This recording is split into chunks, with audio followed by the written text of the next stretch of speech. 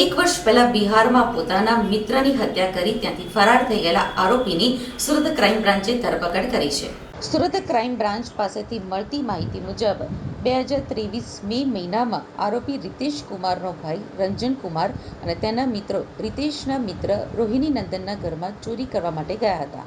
તે સમયે રોહિણી નંદનનો ભાઈ જાનકી નંદન જાગી જતા તેણે બૂમાબૂમ કરી હતી. આરોપી વિદેશના ભાઈ રંજન કુમાર અને તેના સાગરીતોએ જાનકી નંદન ઉપર હથિયાર વડે હુમલો કરી ગંભીર ઈજાઓ પહોંચાડી હતી. ત્યારબાદ તમામ આરોપીઓ ત્યાંથી નાસી ગયા હતા. એ અંગે રોહિણી નંદનની માતાએ બિહારના શેરિયા બરિયાપુર પોલીસ સ્ટેશનમાં હત્યાની કોશિશની ફરિયાદ નોંધાવી હતી.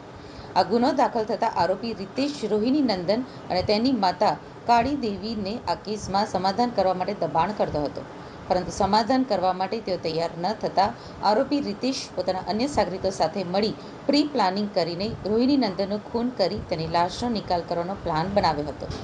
રીતેશે રોહિણી નંદનને નયાનગર ખાતે ફોન કરીને બોલાવ્યો હતો અને ત્યારબાદ રોહિણી નંદનને 4-વ્હીલર કારમાં અપહરણ કરી ગાડીમાં જ રહીને માર મારવાનું શરૂ કરી તેઓના ગામથી દૂર શ્યામપુર વિસ્તારમાં ઝાડી ઝાંખરાવાળી જગ્યા ઉપર લઈ જઈ રોહિણીને માથામાં કુલાડીના ઘા મારી મોત નિપજાવી તેની લાશને ત્યાં જ દાટી બધા જ ત્યાંથી નાસી ગયા હતા.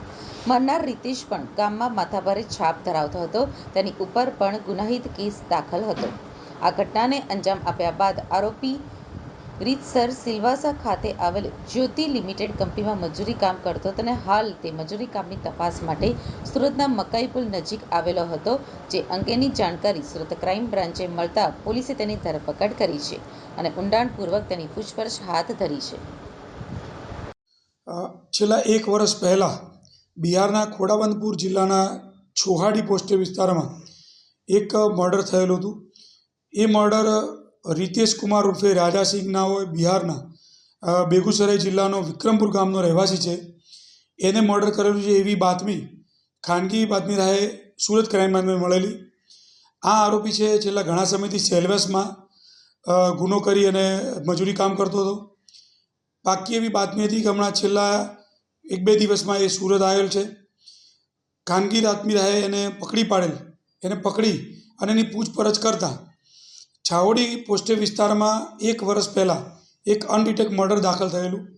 એ મર્ડરમાં મરનાર રોહિતી નંદન જે મરણ ગયેલ છે એના ઘરે આ આરોપી અને એના સાગરીતો મળી અને ચોરી લૂંટફાટ કરવા ગયેલા. એ દરમિયાન જે મરણ જનાર છે એના ભાઈએ એ પોસ્ટેમાં 307 મુજબનો ગુનો નોંધાયેલો હતો. એ ફરિયાદ પાછી લેવા માટે વારંવાર આ આરોપી રીતેશ કુમારે ફરિયાદી પર દબાણ કરતો હતો, પરંતુ ફરિયાદી ન માનતા એને અને એના સાગરીતો ભેગા થઈ આ જે રોહિણી નંદન છે એને ફોન કરી અને બોલાવી અને જંગલમાં ગાડીમાં જ મારી દઈ અને જંગલમાં લાશ દાટી દીધેલ. અને એ જે તે વખતે ચોમાસાના સમયમાં પગના અંગૂઠા બહાર દેખાતા આ હત્યાનો ભેદ ઉકેલાયેલો હતો કે હત્યા થયેલી અનડિટેક હતું. અને સુરત ક્રાઇમ બ્રાન્ચને બાતમી મળતા આ ગુનો ડિટેક્ટ કરવામાં આવેલો છે. બિહાર પોલીસને બોલાવી બિહાર પોલીસ આવી ગયેલી છે અને આગળની કાર્યવાહી કરી બિહાર પોલીસને આ આરોપીને સુપ્રત કરવાના આવે છે.